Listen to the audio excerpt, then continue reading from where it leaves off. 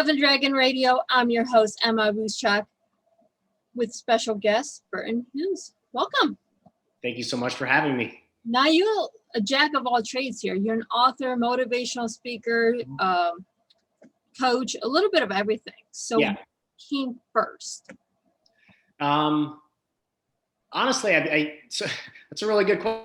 I got into real estate when I was 21 over here. So that was like my first big boy job, right? I started working for a home builder. One of my friends was working for a builder, and he was like, "Hey, I think you should go hang out with us one night." So I went and shot darts. I was in school. I was actually in school pre-med, and I thought that's what I wanted to do, but I just wasn't happy. I was never really I didn't love school, right? I was trying to find my way. And so I went and shot darts when I started, and had a good time. And then come to find out, one of the guy's assistants over the weekend, no-show, did a no-call, no-show.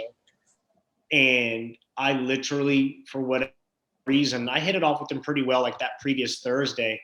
I put on a shirt and tied the tie and went to his office and I said, "I'm coming to work for you." And he was like, he's like, "Hey, I don't know about that, but you seem kind of crazy. I think we could probably make this work." So the rest was history, and I've always kind of been that way. I always just kind of take things into my own hands, and I told him I was going to come work for him. And right. The rest you don't wait for opportunities. You create opportunities. You have to. A lot of times you have to make it happen, and I think a lot of times people miss because you have a split second or small narrow window that you either make either shit or get off the pot. I hate to say it like that, but I mean it's true. So that was a perfect example of I saw an opportunity, I went after it, and I knew exactly what I wanted, and I didn't hesitate. So. Right. I have a COO that is great on, hey, you have to stop and think this through. No, it's an opportunity. I see it. I'm doing it. Yeah. So I get it. I do this every day. I'm like, oh, it's a new opportunity. It's not just about making the money. It's about being able to help someone. Yeah, for sure. Taking what you do and you're helping someone, then you're creating good in the universe. Yeah, that's absolutely right. Your COO, their job is to keep you from getting in trouble. So they typically are the ones that bail you out. So obviously you're with your intuition. You obviously, you know what's right for you. So a lot of times you make a wrong decision. I mean, and sometimes when you live kind of spontaneous like that, or you go after it, you can make a mistake. But the nice thing about it is it's not like we're playing for life and death. I mean, if you make a wrong decision, you can always typically get your way out of it or finagle or, whatever you got to do. So exactly. It's not life or death. If right.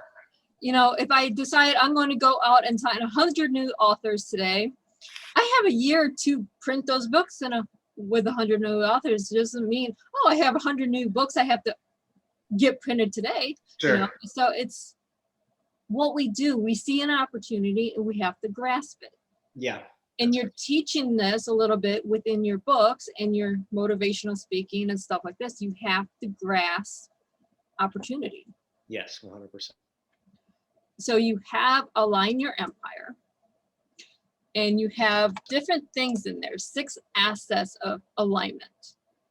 And we go through all this if you watch different shows: mindset, faith, family, fitness, finances, and network.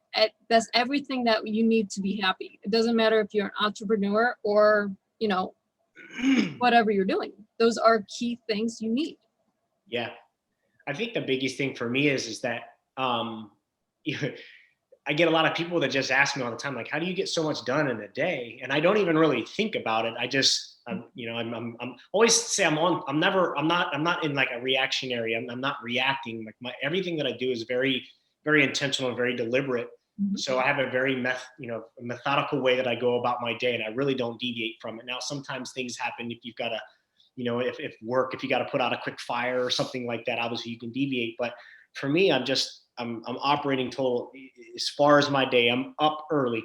I basically go to the gym. I listen to a podcast. I get up early so I can get after it. And then I'm at the gym. I usually listen to a podcast or a book or something that's positive, right? Because, you jump on social media and everything that's pointing at you is negative. The next thing you know, you're bound up. So a lot of the things that I try to do is I try to input good information in the mornings. And honestly, I think a lot of times people are scrolling social media because even before their feet hit the floor, right? So for me, I'm up. They say you're not supposed to check your emails, but I try to get my work done first. I go to the gym, I get after my cardio. And then when you're doing your cardio, I'm listening to the podcast, because when you're in an alpha state, which is slightly above like beta, you are actually able to absorb more information. So when I'm doing that, I'm galvanizing my body and my mind. And then I come home and then I have breakfast with my kids. So I like to start my days like that. And I don't deviate from it. Like, it's a non-negotiable. And I start my day. And everyone's like, well, how do you do it? It's just, I just do it. I don't think about it. I operate it. I'm not reactionary, because if you wake up late, then like you're behind. Mm-hmm. And for me, like during COVID, I think like that, if there was ever really a safety net, I think last year during COVID, a lot of people were caught off guard, because it really threw a wrench into everyone's, like, your habits and your mm-hmm. daily. So for me, I actually found it to where my schedule, I leaned into it, because that was my control. I was in control, and I never lost faith. I knew I was going to be okay, because I just leaned into my schedule. They closed the gyms down, no problem. So like I got a treadmill at the house. I still having breakfast with my kids. I was still going about my appointments. So it's just one of those things to where last year, the way I approach my day, and like I said, you highlighted those 6 areas. Those are areas that I need to touch on every day. And I think a lot of times people, they try to find like balance in their life. Well, last year when everything got screwed up, like balance was way out of whack, but I felt like I got better, and I was able to galvanize and get better and grow. And I pretty much doubled my business last year during COVID, is because my mindset, I never had any doubt. I was ready. I was prepared, and I just went after it. So one morning I was sitting there and I was like, I need to put this on paper. I need to help people. I'm teaching, some of my customers, like my clients, whatever, like how to, go through these 6 areas. And then for whatever reason, I was on the treadmill and like a lightning bolt hit me and said, you need to put this on paper. And that's what I did. And we've had a few test readers go through it, and they loved it. And here we are. Now I'm talking to you about the book. It's getting ready to be published. And it's just kind of funny how that works. So about when is this going to be in stores or available to be bought? So funny things happen with me. Like, we were going to self-publish this. Mm-hmm. And in another world, I got like, so my one, and I'm off on a tangent, but I'm in real estate, I'm in contracting. I'm also a model on hundreds and hundreds of romance novels. So I have like a split parallel life. Okay. So I leverage the relationships over here, because I've, go to book conventions and I go all this kind of stuff. Last year was kind of different with COVID, because I wasn't going to book signings and all of that like typically. Well, a publisher actually ended up taking a look at the book, and they offered us a deal. So when obviously, when that happens, so we were going to self-publish it. We were going to upload it and do all that stuff. They're like, hey, now we need to put in like a marketing plan and go PR. So it ended up becoming this whole big thing. So we think realistically it's going to be within the next 30 to 45 days. Everything has been submitted, but it's actually going to be in all of the major, like Barnes and Noble. It's going to be in all the, so it's going to be a self-publishing thing. Ended up being way bigger, and I'm just really I understand. This is my first time too, so I'm still kind of learning as I go. But it's funny how, I was like, I think I'm just going to self-publish this, and it ended up becoming a much bigger thing. I started out with a self-publishing publishing house. Okay, so yeah. It's a small little niche, mm-hmm. and now we're opening our own printers. Yeah. So I'm actually getting ready to start printing for other publishers. So, and you probably never in a million years thought that you would be in the printing business, I'm sure, when you started. That it wasn't anywhere in my market plan. It wasn't in my business plan. It wasn't in my life plan, but it's working. Yeah. So we don't always plan ahead for our businesses. Our businesses actually say, hey, here's your opportunity. You're going to do it. That's exactly right. I'm like, oh crap, let's figure it out. So I called a couple of my business partners and I said, hey, like, what do you think? They said, you just run with it. And then one thing that I did as well is, you hear people talking about like motivation, and you go to like, and like I speak, pretty frequently at these events, and I speak to realtors, and I speak to, high level business owners, and they may be stuck. So you think you're going there to speak on sales, but a lot of times it's just people are just kind of stuck in certain areas of their lives. Well, you find out that people they're like motivated. They'll go to like a, conference over the weekend, but then they're back in their office on Monday, and guess what? They're stuck again. Mm-hmm. They got all motivated over the weekend. So I felt like, motivation is kind of temporary. So what we did is we developed an app to go with the book so that it's one of those things. So it's not like you just read the book and like, oh, that was nice, there's some good principles. No, it's something like you would keep coming back to. So we developed an app that actually will take you through. So if you're working on, those certain 6 areas, so maybe it's like your fitness that you're struggling with. Well, maybe in this, this specifically 30 days, you're really going to focus on your fitness. Now you're still going to touch on the other areas, but that may be your main focus, right? In that, with the app, it allows you to track and monitor. It basically just tracks like an accountability tool. So it's one of those things that was very important for me, is that I didn't want just to write a book and then just like, great, that was nice, but I wanted to be very interactive. So we created the small groups, we created the app to go along with it. So it's more of an accountability tool, because I think a lot of times people, they read the book, they get motivated, and they're back in their office on Monday and they're kind of stuck. So I thought, if we created this app, it would allow people to channel that, to keep coming back to it. And then once you find your tribe, you find people that are struggling too within the app. There's small groups to where you can actually create that. And I think it's just their strength in community. So that was the whole idea behind the app was, again, I just didn't want it to be just a book, like, oh, that was a good read. I wanted it to be something to keep coming back to. And I really wanted to be more of kind of like a movement, not to be cliche, but that was the whole goal behind it. We gamified it. So we actually have some sponsors. So like, say you go to yoga for 30 days in a row, we've actually partnered with, several different companies. So if, for instance, you go to yoga for 30 days in a row, then like you may get a coupon from Lululemon for 20% off at one of their stores. So it was something like that we tried to make it interactive, to make it, gamified. And then like you get a badge, but again, just trying to reinforce some of those, those behaviors. Right. Really positive reinforcement. Yes, exactly. Yeah. You can't just read something. I have a great mentor. He's given me several books. I bought several more of his other books.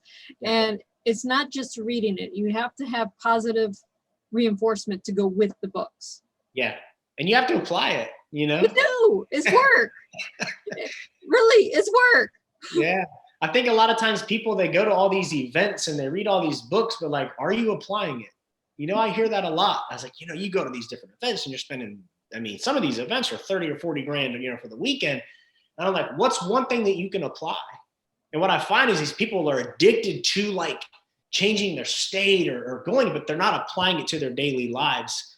And that's one thing that I found, it's not that it's disheartening or whatever, because people like to go to the events, but I would hope that if you're going to invest all this time and money, that you would apply those lessons and really try maybe just one thing. Obviously, it's like an overload of information, but like one thing, can you apply one thing the next week? Because if you do, it will change. It'll change, something in your business or maybe in your relationships, whatever it may be. I just find that a lot of times people are just addicted to the, the feeling, but they're not applying the. Right. So. During COVID, I was sitting on a event panel as a, listener. There's like 10 or 15 speakers, and going through an all-day event, I found one thing I can apply every day. Yeah. It's open information overload, like you said, but it was a free event. It was during COVID. What are you doing during COVID? You're not doing anything. So me took one thing that one of my friends said was live 10 minutes at a time. Whatever happens, happens in 10 minutes. Okay, so that's the first thing. The second thing is, if you're not expanding your business during COVID, you're failing. 100%. So those were the 2 takeaways I took from that event. So we got my company now doing printing. It's now doing a magazine that I never thought of. It's now, it's exploded since last year just because I changed 2 little things in my life. That's amazing, because a lot of people got stuck. A lot of people, like I said, you were able to probably pick up a lot of market share. You were able to, and maybe for you had the strength of, character, because a lot of times people freeze, like they get stuck. Mm-hmm. And for you saw an opportunity and you went after it. So congrats to you, because you hear a lot of businesses went under and they didn't do well, but some got better. They switched something, small little tweaks. A lot of these restaurants, they got liquor licenses, or they like really tightened up and they got their takeout thing like exploded. You see all these companies, like, what makes a difference between this? It was like Grubhub. Pivot on the fly. Like, clearly you did that. That's amazing. Yeah, Grubhub 2019, never heard of it. Gut Pub 2020, we all use it. 100%. Yeah. You know, That's it's a good example. Yeah, just little tweaks. When you get that little tweak in your business, you're either going to flourish or flounder. It's going to depend on who's doing it. Yep. And then in our business, one of my facets of income is we have a contracting company here in Dallas, Texas, and we do like roofing and remodeling and things like that. Obviously, we have a lot of storms that come through down here. And during COVID, a lot of people were home. So when we're, working on someone's house, we may knock the neighbors' doors to be like, hey, by the way, we're going to be making a lot of noise. Mm-hmm. And it may be worth us, taking a look at your roof because you may have storm damage too because we're working on neighbors' houses. And a lot of people were like, oh, I don't want to do that. I don't want to enter. They're home. Everyone's home. Like, what do you mean you don't want to go knock the door? Like, you can do social distance, knock on the door, step off their front porch and be like, hey, by the way, I'm sorry if any trash blows in your yard, whatever, because we're working on your neighbor's house. I apologize, but since you are home, take us 10 minutes, maybe jump on your roof. We can do a quick roof inspection for you. We got a ton of business that way just because we just took the initiative and we knew that everyone was home. But a lot of companies didn't see it that way. They just, they were, oh no, we can't do that. You can't social distance from, Yeah. So, yeah. I was like, everyone's home. Let's get it, so. How many companies went under that were in roofing or in real estate or, because they didn't see the initiative? Hey, everyone's home right now. 100%. That's how I looked at it. I looked at it like, let's get it. Everyone's home. What do we have to lose? Mm-hmm. So I don't know. I don't understand why people don't do the initiative, but it's an inner thinking thing. And entrepreneurs get it. And people that are just there for money don't. That's true, and I think a lot of the weaker companies. It makes me sound terrible. Being a business owner doesn't make you heartless, but I think it makes you heartless. I heard that not too long ago, right? That makes sense. Yeah. But a lot of weaker companies got weeded out, and I think that we were able to take a lot of their market share, and it made us better. And again, my goal is to take care of our employees, to take care of our guys. I'm not to worry about others. It's first and foremost, we got to take care of our own. But I will say that just like you gained market share, we did as well. And we're continuing to do better even this year. You're seeing people like, the mask mandates and all this kind of stuff. You can already see the fear coming over people. You see it. Mm-hmm. So all I know is I kind of look forward to it because I know that we'll position ourselves and we'll get stronger. Well, here's me. Oh, okay. You need a new mask mandate? Okay, I'll make level 3 surgical mask and sell them to public. How's that? There it is. And more people will be reading books. So it is. So here's what we're doing. We're putting masks in our books as we sell them. So you get a free mask with our books. Yeah. Well, that's coming, but it's not there yet. But yeah. I won't steal your idea. It's a lot of work because you have to go. Okay, if you're going into a new niche and you don't know anything about it, the research is tedious. Yeah. And it takes a year of research. By the time you get done with the research, COVID for 2021 was over. So we thought, so I just take this little idea that I just spent a year researching and put them on the shelf. Well, what's happening now? We have COVID take 2. Let's go to 2.0. So now you're ready. Yeah, good. Yeah. So it's on the shelf. It's not there, but this is a mind of an entrepreneur. When you tweak one thing about yourself, then your brain lights up with all these other avenues and you see the opportunities. Yeah. And that's where you're called the visionary. I read a book not too long ago it's called Rocket Fuel. Mm-hmm. And I think a lot of business owners, like, you're the visionary, but any visionary, you need like an integrator. And you'll see it with partnerships quite a bit is why partnerships fail. You hear about it a lot. A lot of, partnerships fail because you'll have like 2 visionaries. So you got all these grandiose ideas, but like nothing gets done. Mm-hmm. So in the book, it talked about, clearly defining roles. So like your visionary, obviously, and then having an integrator. So people like us, we typically need like integrators. So maybe that's your COO that says, I love this. Let's try to put this on paper, right? Because I'm always like, I got this great idea. It's like, all right, well, let's see if we can actually do it. That is exactly what she does. She makes me sit down, write it out. Yeah. Does this work? And then we take it over to our other business partner, see what he says, because he's another visionary. And then he'll tweak it a little bit, and between the three of us, we'll see what needs done for each part. Yeah. I'm more tech, he's more analytical, and she's more stop. We can't do all of this at once. But then you got to sell them on why you can, because the typical, the integrator is typically the one that's not, I want to say like HR, but they're the ones that are always wanting to pump the brakes. So there's always that dichotomy of, we can make this happen. I don't know if we should. We don't have the money for it. We can make it happen. So there's always that. And then sometimes you fly by the seat of your pants and like, it works. Mm-hmm. So, yeah. Yeah, this is what happened with the magazine. I had this fabulous talk because Damon John, Mr. Fubu, had a thing on LinkedIn. You know, he was going to do blog interviews for bloggers. I don't blog.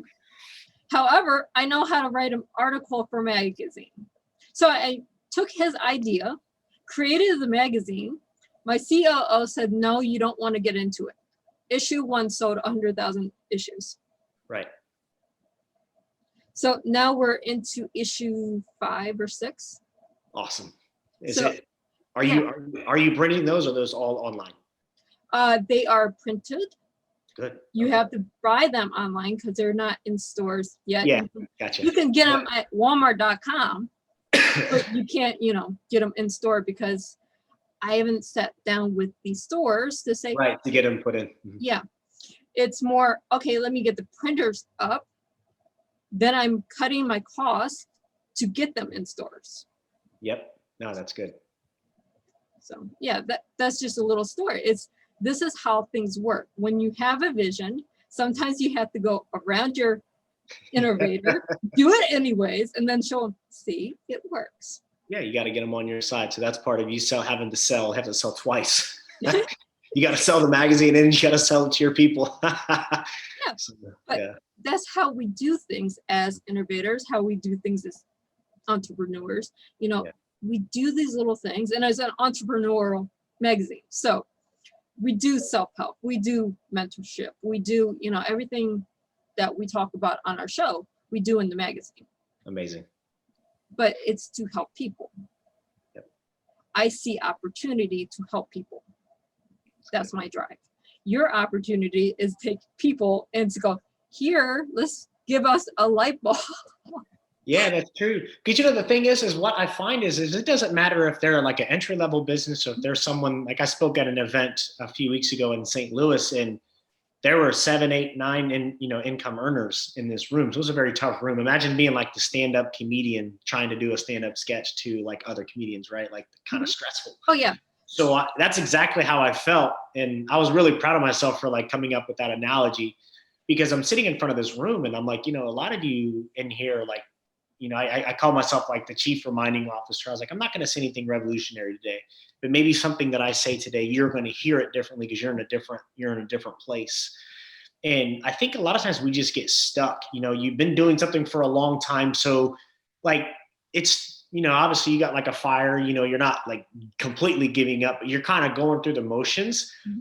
And that was one of the things that I really went after. I was like, you may be at a point now where you're making more money than, a lot of you, maybe your peers or whoever it may be, but like, are you stuck? Are you fulfilled? And I got more feedback from that because I was there to speak on sales. I guess I did, but I went at it a completely different way. And I put it back on them. Are you fulfilled? Are you doing what you're supposed to be doing? Because like, are you doing it just to earn money? Or are you doing it because it's a passion, right? I mean, there's always that, right. Something you may be passionate. You may not like necessarily like love roofing or love the printing business, whatever it may be, but it pays the bills. But like, are you just going through the motions? And I really talked about that. And I said, everyone in this room, I was like, unfortunately, we have more tomorrows than we have yesterdays. And I think it resonated with people because the amount of feedback that I got from that was pretty overwhelming. And I, because again, I was speaking to people that were very successful. These weren't just people like, trying to leave their 9-to-5 job. These are very high level people, but I just went at it a different way. And I think it really resonated well with them because a lot of times we do get stuck. We get frustrated. You kind of just go through the motions. You're not trying to step out. You're not innovating. You're just kind of just getting by. And I think a lot of times with COVID last year, I think a lot of people just coasted. I think it maybe gave them an excuse to take their foot off the gas, whatever it may be. When some companies pivoted, like you gained market share. Why did some get better? Why did some coast? and I had a lot of good positive feedback from that. So yeah, COVID gave us opportunities. Mhm. We look at all the negative it gave us, but it also gave us a lot of opportunities. Mhm. When you seize those opportunities and you recognize those opportunities, regardless if it's spending time with family, having time to work out now, changing something in your mindset, you have opportunities. It's just how you look at them. 100%. But we are almost out of time. So where can our listeners and our viewers find you? You can find me on Instagram. I'm pretty active on there. It's Burton_Hughes_official, Burton Hughes official. And then on my website, again, www.burtonhughesofficial.com. Again, the 6 areas, that we talk about, the 6, align your empire. Again, going after trying to, there's no balance in life. It's trying to get everything pointed in the right direction. And I think a lot of times that's where people get stuck, is they're trying to balance. They're trying to pull from one area to feed another. If you're trying to grow your business, you're not going to be able to pull from a business to feed another area. You're not going to be able to, it's never going to balance. Mm-hmm. So again, if you find me, like I said, HughesOfficial.com. And again, Burton Hughes Official on Instagram. I'm very active. I'm on Facebook too. There's several different ways. And then here soon, you'll be having there'll be a link coming available for the pre-sale on the book, and then also be looking for Align Your Empire app. That'll be coming along with it, and they'll kind of I can't wait. I love my apps. So anything that gets me more accountability, because I'm a very creative person, is always possible. We try to make it fun, so it should be really good. I don't think this is going to be one where it's just kind of going through the motions. I think this will be one that people will really like and enjoy for sure. Awesome. And so nice having you on the show today. It was a wonderful talk. Thank you so much. Thanks for having me. And I really appreciate you allowing me to, be on your platform to speak about some things today. And for our listeners and our viewers, happy reading.